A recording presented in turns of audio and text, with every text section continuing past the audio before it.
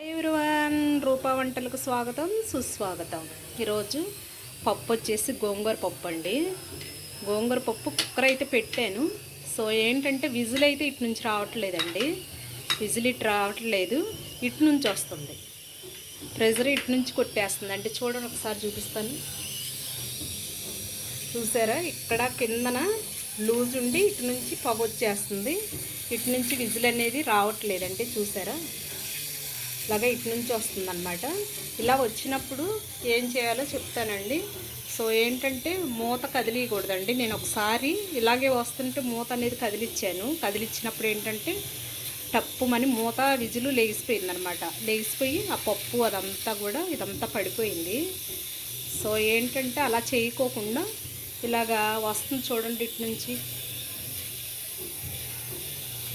చూసారా ఇలా గుట్టేస్తుందో. విజిల్ అనేది ఇటు నుంచి రావాలి, కానీ ఇటు నుంచి వస్తుంది. ఇటు నుంచి ఎందుకు వస్తుందంటే ఇక్కడ లూజ్ ఉంటానో మూత ఇటు నుంచి వస్తుంది అనమాట. ఇటు నుంచి రావట్లేదు. అలాంటప్పుడు ఏం చేయాలంటే మూత నేను కదిలించుకోకుండా ఇలాగా గరిటె ఉంటుంది కదా, గరిటె తీసుకొని కొంచెం విజిల్ జస్ట్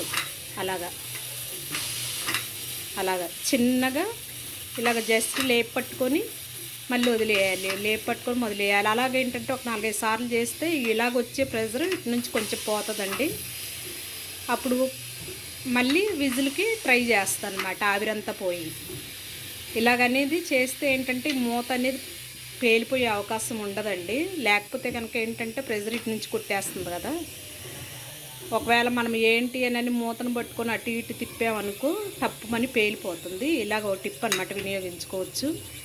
జస్ట్ అలాగా అంతే, నార్మల్ అయిపోయింది. చూసారా, ఆవిరంతా పోయింది, నార్మల్ అయిపోయింది. ఇలాగ ఇప్పుడు ఏంటంటే 4 విజిల్లు వచ్చినాయండి. పప్పుకి ఏంటంటే 5 విజిల్లు వేయిస్తే మెత్తగా అవుతుంది. సో ఏంటంటే ఇప్పుడు 4 విజిల్లు వచ్చినాయి. ఆ విజిల్ కూడా ఇటు నుంచి రాలేదు. ఇటు నుంచి వస్తుంటే నేను ఇటు నుంచి కూడా ఇలా తీస్తే కొంచెం ఆవిరి ఇటు పోతుంది. పప్పు విజిల్ వచ్చేటప్పుడు తెలుస్తుంది కాబట్టి ఇలాగనే చేస్తున్నాను నేను. సో ఈ టిప్పు వినియోగించుకోవచ్చు. లేకపోతే కుక్కర్ మూత పేలిపోతే పప్పు మొత్తం పడిపోతుంది, మొఖాన్ని కూడా పడిద్దండి. సో ఈ టిప్పు వినియోగించుకోవచ్చు. జస్ట్ అంతే, చిన్నది లేపాలి, ఇలాగా వదిలేయాలి అంతేలే, కానీ లేపి మరీ కూడా పట్టుకోకూడదండి. సో షేర్ చేయొచ్చు ఫ్రెండ్స్.